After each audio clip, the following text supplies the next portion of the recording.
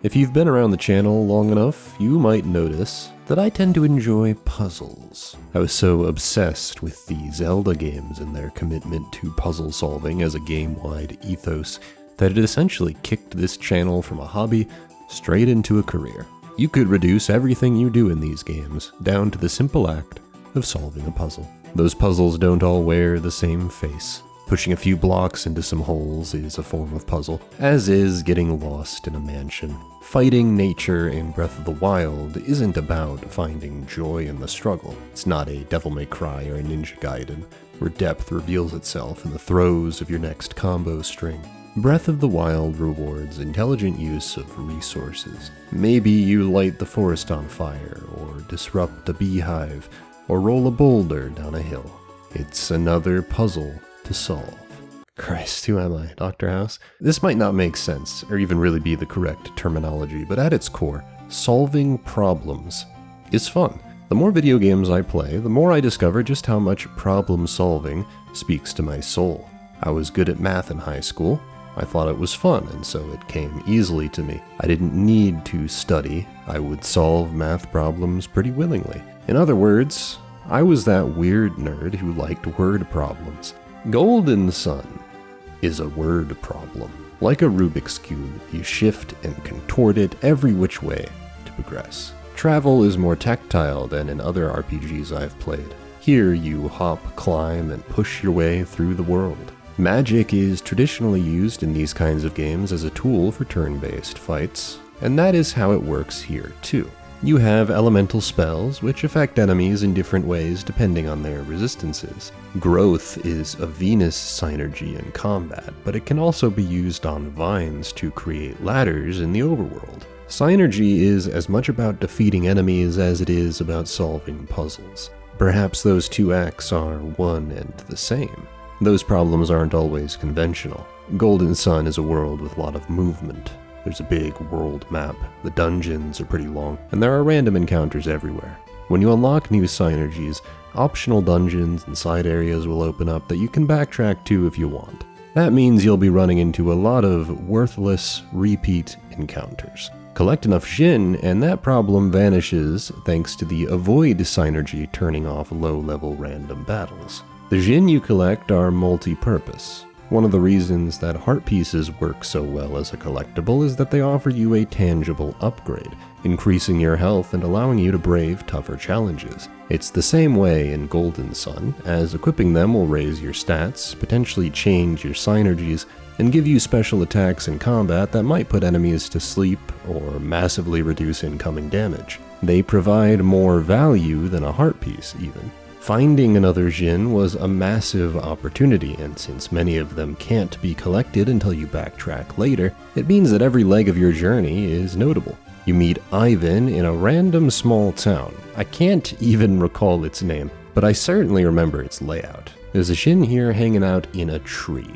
No matter how hard I looked, I couldn't seem to get him. You can throw a bone to this dog, who will indicate something odd about these gravestones, and that's about it. That knowledge only gets you so far, as what you really need is the reveal synergy that you'll get later on, which is a trick Golden Sun pulls all the time. This is why my mental map of Weird is so robust. Fast travel doesn't exist, and your map is so zoomed out that it's about as readable as a coffee stain. I constantly needed to keep an eye on the physical route it took to get somewhere. Notice how none of these design choices individually mean a whole lot. One might look at this pixelated map screen and confusing overworld layout, winding into pointless dead ends, and wonder why the world of Weird isn't more inviting. Why do your party members simply give up if their target enemy dies before they're able to attack them? Why do you have to jog back to town and pay a fee to revive your party members? Well, it might be that these were mechanical holdovers from a group of designers who worked on Dragon Quest. Irrespective of intent, these little design quirks nudged me into a more cautious playstyle.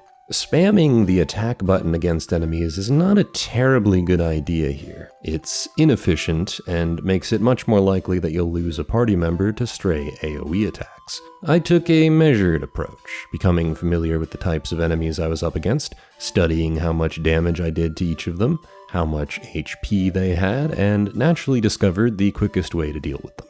This is not a rhythm unique to Golden Sun. You could say this about any RPG with random encounters. Yet, in the games which let you spam attacks mindlessly, that kind of legwork often feels meaningless. Golden Sun suggests that you deeply consider all aspects of its design. Make sure you mind read everyone. After all, it's a whole second set of dialogue for every NPC, and you never know what those thoughts might reveal. Perhaps it's the path to a Djinn hidden in town, or a powerful item that'll aid you in combat. Every single town, without fail, had something in it that rewarded my curiosity, and so I never stopped being curious. It's how I figured out that this empty bottle I'd been carrying around in my inventory for no reason is probably used to pick up some of this water. I've played enough of these kinds of games that I've honed this intuition. Lo and behold, you need that water to soothe a pissed-off tree. It is very hands-off, eager to let you explore of your own volition. It's a shame, then, that this flow grinds to a halt when people start yapping. There's a surprising amount of text packed into these Game Boy Advance cartridges. Characters will bend over backwards to explain minor minutiae to you, and repeat themselves so they're extra sure you heard them, and then one of your party members will chime in to repeat an answer back at someone in the form of a question, only for them to restate their sentence using a few different synonyms, and it started driving me up a wall. I could tell you, in broad strokes, the events that take place in Golden Sun. You head to the Mercury Lighthouse to cure the people of a nearby village with holy water. Everyone in Colima was cursed by an angry tree, so you wander into a mystical forest to fix that. You take part in a Colosseum match after saving an invisible old wizard in a cave. Anything that anyone says during any of these events might as well be white noise. There's a scene in Tolby where Bobby wants you to go on a mission for him to go find an ancient city called Lemuria. The proposition was cool. You learn a bit how Bobby's been chugging immortality elixirs he borrowed from his prior visit, implying Lemuria has uncovered taboo alchemical secrets. But then comes line after line after line, explaining how he's going to send his assistant with you, reiterating why you need to go do this, his assistant questioning if he should really go do this, Bobby affirming that this should happen, Bobby asking you whether or not you want to go on this mission for him.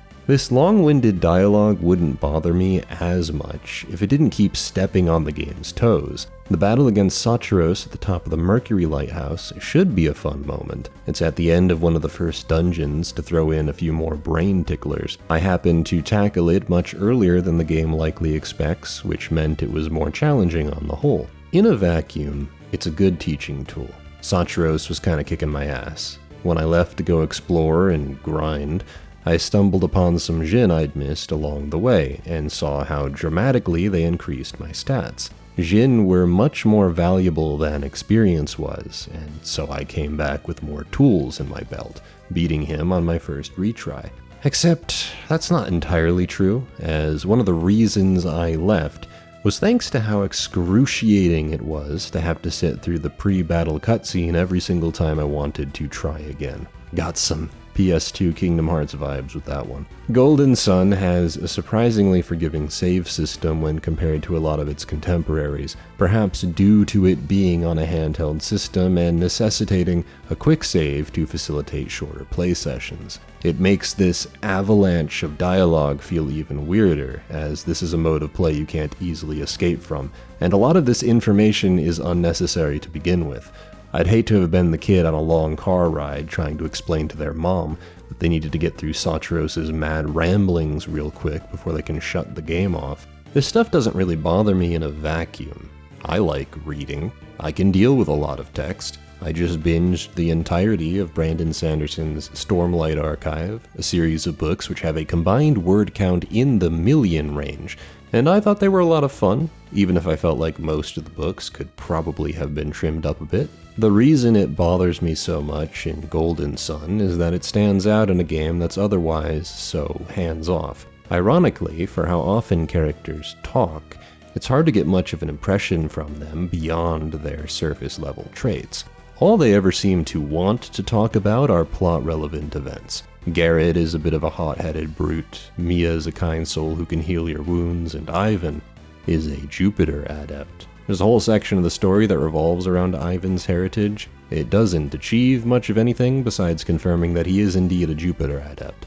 Impressive stuff. The Golden Sun party might as well have been a proxy through which I experienced the world, and when it was willing to trust me to figure it out on my own, I was struck by how dour it felt. Initially, it seems fairly inviting.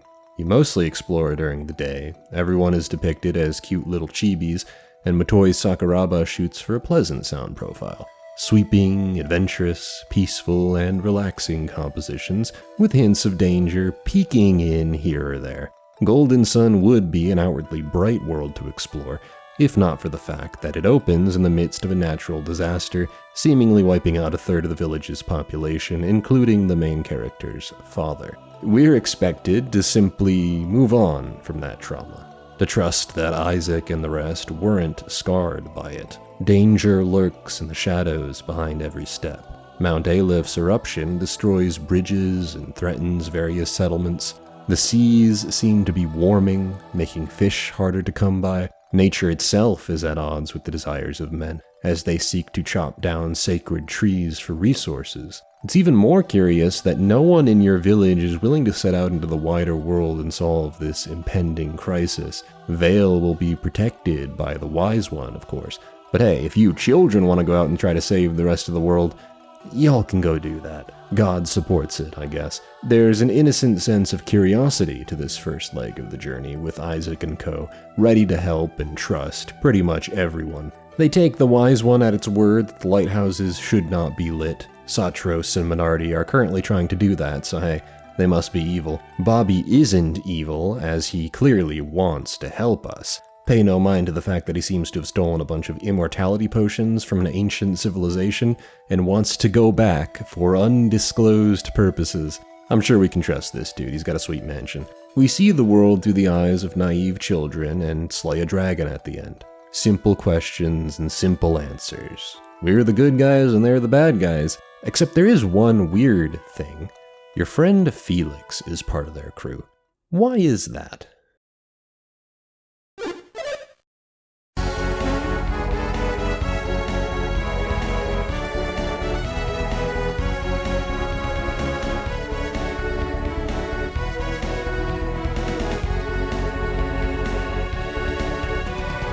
It sounds a little obvious to say that the Lost Age complements Golden Sun. They were originally meant to be two halves of a single vision, split up by the GBA's memory limitations. I think it ended up working in their favor, as this additional adventure has an identity all its own, much less concerned with easy answers. It's an abrupt opening after you input the 6-hour-long password, as we take control of Felix, Jenna's long-lost brother who was working with Satros and Minardi. Suddenly, your main drive is opposite to Isaac's, as you seek out the remaining lighthouses under the loose guidance of Alex. You still pursue your goal with the same fervor, it's simply to a different end, with much less direction. Where the first game was more contained, the Lost Age opens up and trusts players to piece everything together. Many of the villages you visit are less technologically advanced, suffering more directly from the effects of what we later learn is a kind of climate change. We meet a pirate captain named Briggs who steals from richer settlements in order to feed his wife and child, along with his struggling fishing village. Almost every place you visit are various shades of hostile to outsiders. Madra, reeling from an attack on two fronts, arrests Piers seemingly without trial, as they assume he belongs to one of the offending factions. The neighboring Al-Hafra, still hurt from the damage wrought by the seas, accepted the money of Briggs and his crew, which was stolen during their raid on Madra. The Madrans and the Al-Hafrans can't seem to agree on what to do about this, since Al-Hafra's mayor wants to keep the money he took from the pirates when they purchased his boat, while the Madrans understandably want the money back which was stolen from them. What do you do about this? What is the correct answer? There's a chaotic energy to the Lost Age, where everyone's upset, wounded, and selfish. The wool laid over the eyes of Isaac and co. has burned away, and in its place a comparatively bleak understanding of where this world is headed. You spend much longer in dungeons, solving puzzles that are orders of magnitude more complex than before, with an increased frequency of required backtracking. Once you acquire a boat, you're suddenly allowed to visit many islands all at the same time, and making sense of this newfound freedom was confusing. If you know me by this point, you know I crave this feeling. Finally stumbling upon an island with a synergy I could use somewhere else I'd already been after wandering around for like 2 hours was like setting off a series of dominoes. It's like nothing else I've ever felt before. I fucking love it. Ayers Rock is the earliest indicator that the Lost Age takes no prisoners. It's longer than anything in the first game, with puzzles that transcend the rooms they're solved in, forcing you to consider its whole layout like some of my favorite Zelda dungeons. As soon as I thought it was over, it just continued on, introducing more gimmicks revolving around your Jupiter synergy, and it is far from the only dungeon willing to test your resolve. Aqua Rock has you changing water levels in and out of rooms to create pathways out of movable blocks. Magma Rock has a similar flow, increasing the complexity and forcing you to consider multiple rooms at a time, and how lowering the magma will affect your progression on a macro level. At some point I expected them to stop delivering, that places like Ayers Rock would be few and far between. Instead, the Lost Age seems to revel in that complexity. It wants to ask you harder questions. Almost every dungeon had a new central gimmick pushed to its conceptual limits. Naturally, this meant less talking and more spelunking. To use another Zelda comparison, the first Golden Sun played to me like the child portion in Ocarina of Time. It's simpler, with a little more guidance and lower stakes. Just as having 10 years of your life stolen was a shocking turning point in that game, so too was the perspective switch in the Lost Age. Dungeons like the elemental rocks and various towers resemble the jump in difficulty that Ocarina's own adult dungeons provided, and the general progression became more focused around finding legendary objects in a world largely indifferent to that quest. Navigating the Sea of Time is, in some ways, the apex of this philosophy. Not only must you decipher a riddle hidden within a song performed by a group of children inside an optional town, you also need to forge a trident out of its 3 scattered pieces. They're long, involved journeys through various dungeons across the world, with the city of Lemuria as your reward. This is a kind of freedom Isaac could only ever dream of, boxed in by mountains on all sides, unable to ask meaningful questions. Felix has the freedom to ask, though the answers aren't reassuring. Weird is shrinking as a result of the elemental lighthouses, which were used by the Lemurians to achieve global peace by sealing alchemy away. In doing so, the Earth was cut off from the elements which sustained it, effectively poisoning it. You can see the effects of this at the edge of the map, where water crashes into a seemingly endless abyss. The edges of the world are withering away, the continents smashing into each other and sinking below the waves. Eventually it is declared, Weird will die. It emulates Lemuria's own trajectory. Despite being the most advanced of any kingdom in Weird, one of the first things that struck me was how small it was. Only a few people live here, there are little to no children, it's governed by the elderly. Given this is a land of eternal life, the ages of this governing body are unknown, though they seem to reflect the hilariously titled Lord Conservatos in their desire to keep Lemuria isolated and continue in the face of their declining birth rates and crumbling civilization. They fiercely reject the prospect of lighting the remaining lighthouses, as it would reawaken long-buried desires for war and conquest. We have here then 2 solutions. Let Weird crumble into dust, enjoying what time its denizens have left, exerting total control over the flow of life, or surrender that control, bring about a new age, one full of questions and potential cataclysms which could spell an even quicker end. It's fascinating how Golden Sun so rapidly alters the perception of truth via historical revelation. It's easy to forget once you have a more complete understanding of Weird, But in the first game, it's essentially a given that lighting the lighthouses is bad. In retrospect, you aren't given many reasons to believe this, other than a directive imposed upon you by God. I assumed that Satros and Minardi had evil intentions, and that Felix was only working with them against his own will. Sure, that part is true, kind of, but Satros and Minardi only kidnapped Felix and the others in an effort to save their village of Prox, situated at the edge of the world, in a frozen hellscape on the brink of total collapse. Satros and Minardi really had no choice but to act, and I think this is where the Lost Age's real revelation lies.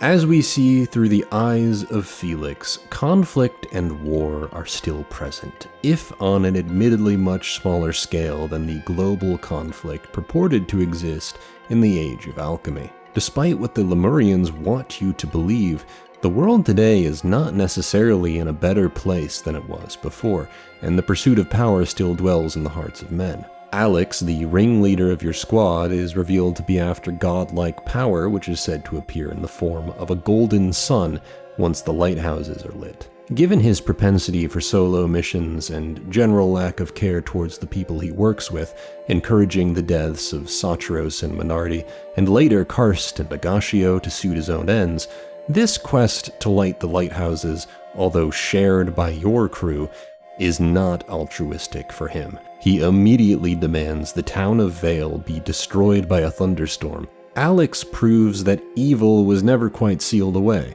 He is the boogeyman of Conservatos and his ilk, and the strongest evidence that the lighthouses should not be lit. Do we really want that kind of power in the hands of this maniac? Then do we let Prox be destroyed? Do we surrender Weird to oblivion?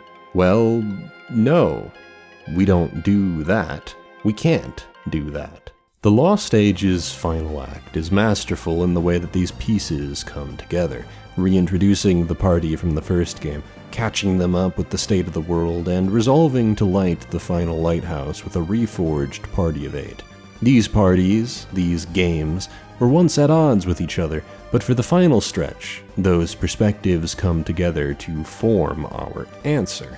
It's messy and a little overwhelming. Suddenly you're keeping track of 8 party members instead of 4. Your available Jinn has doubled, as have the possible classes you get to play with. In response to this increased agency are a selection of super bosses which each test the various ways you can approach combat. You can spam summons, utilize obscure classes, make the most of your synergy, or simply use a mix of them all.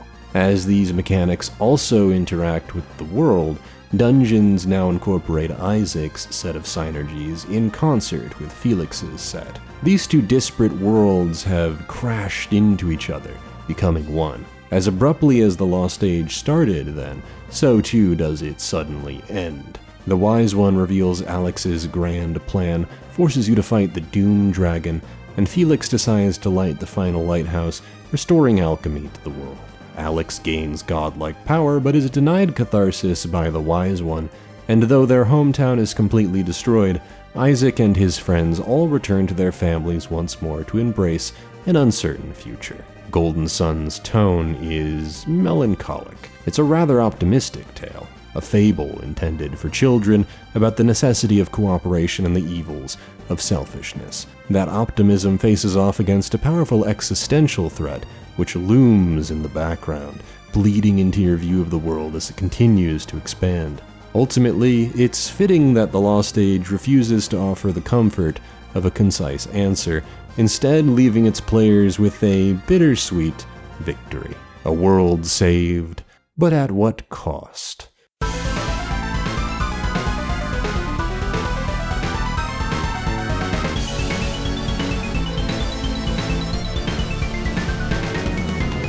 "30 years is a long time.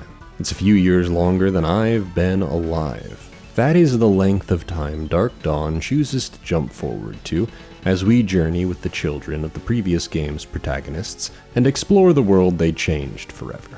We travel to lands new and old, brushing up against familiar Jinn, synergies, summons, and conflicts. It inherits most of what made those original 2 games: satisfying puzzles to solve, classes to create, and cutscenes to ignore. Dark Dawn is unfortunately more aggressive in its desire to ensure players know what they're doing. Camelot likely wanted to appeal to new players as much as possible, anticipating a lot of new blood on a new system 8 years removed from the previous title. It leads to a slow opening few hours, with cutscenes that are noticeably worse than on the GBA. Characters here are in 3D, so they emote and animate with a little more detail, which means you can't quite skim through their dialogue as quickly as you once could. You're forced to put up with lengthy introductions, repetitive monologues, and all manner of time wasters. It's heartening, then, that its puzzle design and progression largely feels at home, even in those opening hours. There are already a few dungeons with more moving parts than some of the earliest in the first game. Puzzle solving has a much better flow now that synergies have a range of activation. Fantastic as the Lost Age might have been, its multi-directional movement made using certain synergies harder than it needed to be. The system felt like it was created for a grid. You can't be too close to a movable object or you won't be able to pull it towards you, but you also can't be too far away or it won't trigger at all. Dark Dawn doesn't just smooth out those rougher edges, it takes that opportunity to build new kinds of puzzles. They'll expect you to use the move synergy on a block several spaces away or around a corner, a feat which wouldn't have been possible before. That threw me for a loop more than a few times. Even though most synergies return from their previous games, you need to use them in new ways. Cyclone can lift certain movable platforms into the air, which move with ice physics since they have no traction, meaning you need to create paths for them to travel. Similarly, rafts move across water when you use Cyclone in the opposite direction. Ice will freeze bodies of water and turn them into sliding ice puzzles, and heat will drain rooms, which led to a lot of fun water level type dungeons. Occasionally, perspective-based navigation in the GBA games was a little disorienting, but Dark Dawn is able to take advantage of those more readily since it's easier to parse the space around you in 3D. Its progression was pretty non-stop outside of mandatory cutscenes, and I think at least part of the reason for that is that they needed a hiding place for every single Djinn from the previous games, plus a few extras. Wherever they're hiding, there needs to be a puzzle attached, and having that many Djinn means you need to eventually have 8 party members, which also means more chests with more weapons and armor. Though it is shorter than the Lost Age, it always felt packed with stuff to do. I was running back and forth about as often as the first 2 games, whenever it was willing to let me. On the whole, it shocked me just how much this game feels like Golden Sun. I've always gotten this impression that it was the ugly duckling, but I gleefully fell into its rhythm coming straight off the Lost Age. The Golden Sun event, paired with 30 years of lost time, has irrevocably changed the continent. Places you visit feel new and old, puzzles you solve feel familiar, but fresh. It indulges a bit, throws you a few characters you're familiar with, but the places they appear in are never quite the same. You find Tret within Kolyma Forest, a reference to the first game, but this forest has changed. Its layout is completely different. It now resembles a bit of the Mogul Forest segment of the original. The forest generally seems to have grown much bigger. Tret now needs to bring you higher up to speak with you, and you get to traverse the treetops of Kolyma itself, bringing to mind the treetops of Tret from the first game. It seems that the townspeople have grown ever closer to nature in the time since Tret's fall to darkness, though you still need to help a different tree with its own evil spirit. It's right next to Belinsk, a town that sprang up in the last 30 years, built by beastmen who were subjugated by another empire called Sana that sprang up after the Golden Sun event. A whole civilization popped up and went through a revolution, which sounds a little crazy, until you consider how long 30 years really is. Until very recently, I lived in the same city. I was around to see every one of its changes for nearly 30 years. There's an Arby's pretty close to my childhood home. For most of my life, I have vivid memories of how nerve-wracking it felt to go through the drive-thru as a kid. The building was constructed in reverse, meaning the food would have to be handed to you on the passenger's side. They had this metal cup with a long handle they'd use to transfer cash, and I would always have to awkwardly sit there as the cup passed over me. They renovated it within the last 10 years. I can't really remember when it changed, but now the drive-thru's like any other. My hometown has gone through many similar changes. Entire lots torn down, new businesses flying into town. But that Kroger barely changed at all. A few additions inside the store, but its layout, where it keeps all its stock, the somewhat confusing, counterintuitive layout, the interior design, the retro flooring, the smell, it's exactly how I remember it. What I'm saying is that Kraden is my hometown Kroger. It's a little weird to see him again, and even weirder that he seems to serve the same role that he did in the Lost Age, but I also appreciate having him around. In a dangerous new world, recognizably unrecognizable, it's reassuring to have a stable anchor to the past. Unfortunately, my hometown Arby's is likely the change to the enemy targeting system, which now auto-corrects to the next enemy if the target dies. It's a change made in the old quality of life spirit, which essentially means that I spammed the attack button in every single battle. This is encouraged further by the expanded weapon critical system, where now the weapons you pick up can have several critical attacks. It's a cool way to expand the flashy special attacks of the first game. In a vacuum. It's all in a vacuum. You've paired this upgrade with the aforementioned targeting change, with enemies who die a little quicker and stats which climb faster, since you're getting Jin one after the other. Though I guess it does make me wonder whether the previous two games should really get that much credit. Dark Dawn prompts a kind of reflection on the past. These games have always had a fascinating class system, but there's almost never a reason to mess around with it. You can easily get through them using the default elemental classes, and there's almost never any reason to change that approach. You can turn Isaac into a Chaos Lord, buffing up his normal attack. But is that ever going to be more effective than summon rushing when most bosses can't even kill you fast enough for it to matter? The Doom Dragon might have been the only boss where summon rushing didn't end the battle immediately. It had so much health and could attack so many times in a single turn that I was essentially forced into taking another approach. Yeah, Dark Dawn has easy boss battles. They fold in 2 or 3 turns of summons, maybe a turn or two quicker than most Golden Sun bosses. Boss fights have always been an opportunity for me to spam Jin and watch the sparks fly. Theoretically, using Jin in combat in order to summon is a risk, since it unequips them and temporarily lowers your stats. But it isn't often that bosses hit hard enough for that to even matter. You can also do it out of combat as well, making it even easier to summon rush, which, hey, is satisfying in its own right. These summon animations were absolutely excellent for the GBA, and I love how they've upgraded with the jump to the DS. Battles in general have a really dynamic staging to them, so I didn't really mind fighting some monsters, simple as it was. I suppose I love how free Golden Sun feels to play. You can take any approach to combat, mix into some classes which focus more on offense or which give you synergies that buff the party, which have effective status ailments to put on bosses. You can seal almost any boss's synergy, or lower their accuracy, or even take away one of their moves entirely. It's all fun to play around with, even if it doesn't push back as much as I'd like. They feel like gateway RPGs in a sense. They don't really push the envelope of what RPGs are capable of, nor do they have much of a story worth telling that goes anywhere beyond its melancholic atmosphere and thematic value. They remind me of the Pokemon games in that way. While I observe that Dark Dawn is a step back in some ways, I think it's a step forward in others. There is no doubt that it is yet more Golden Sun. I lost myself in these intricate puzzle boxes which remind me so much of the Zelda games I adore. The similarities are uncanny. I wish I had these games when I was a kid. I would have been obsessed with them.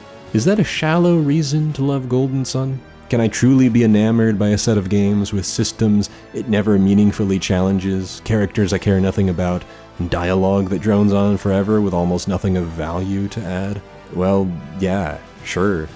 Why not? Golden Sun to me feels like it was never meant to be much more than it was. It's not the best RPG ever made. It doesn't rival Chrono Trigger or whatever game is currently seen as the best one. It's like if Zelda was a turn-based RPG, and the heart pieces are sort of like Pokemon. It appeals to me.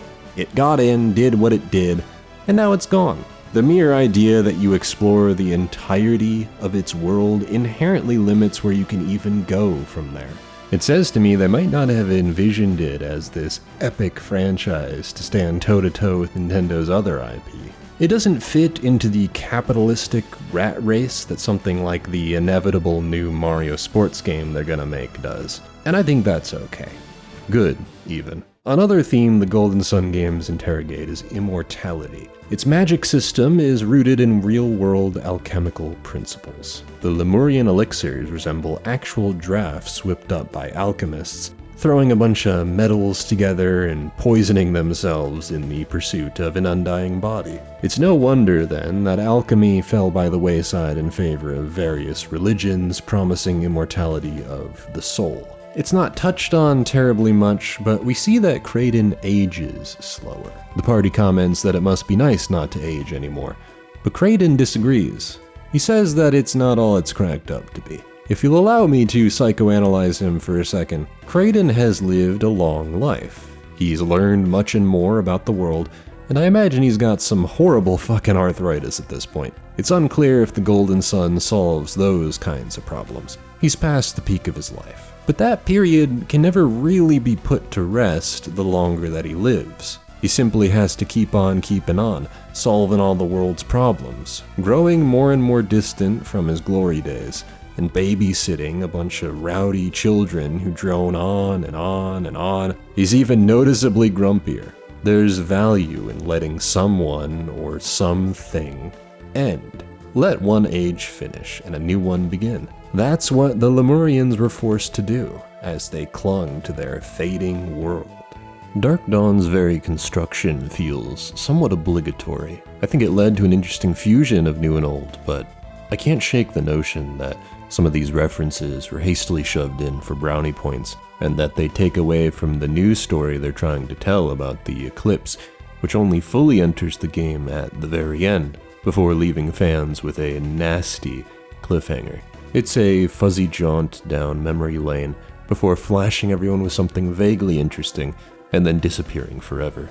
A brutal final act. That is a tough pill to swallow, and I can understand why there's a kind of resentment towards Dark Dawn brewing because of that.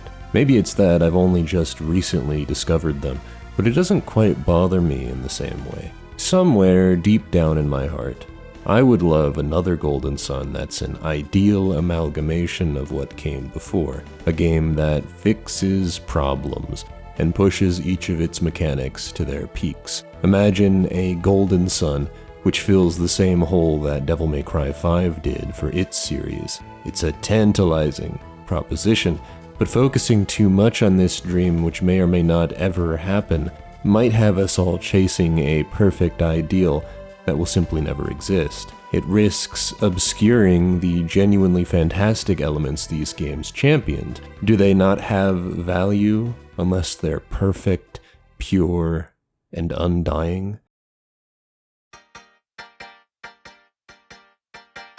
Immortality is not only of the body. In that way, I think Golden Sun is immortal. There hasn't been another game in a very long time, that's for sure, but its ideas can still be felt in games made today. Sea of Stars lets you traverse its world and solve its puzzles with the same kind of tactility. The body might be cold, but the soul shines brighter than ever before. And hey, no matter what happens, whether another game is made or not, I found a series of games that don't quite feel like anything else. They're rambly and unbalanced, with characters I have essentially no fondness for, incredibly imperfect.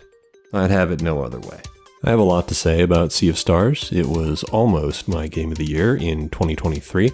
It's a game with a lot of heart, trying to say some interesting things, and maybe not always succeeding, but I respect the hell out of what Sabotage is building with it.